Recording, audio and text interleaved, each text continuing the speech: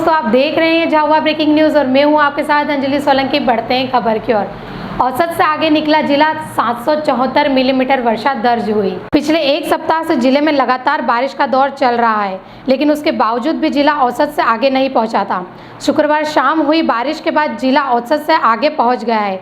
जिले की औसत बारिश 773.4 मिलीमीटर रखी गई है, लेकिन जिले में अब तक 774.4 मिलीमीटर बारिश हो चुकी है। आइए देखते हैं किस तरह बह रहा है पानी।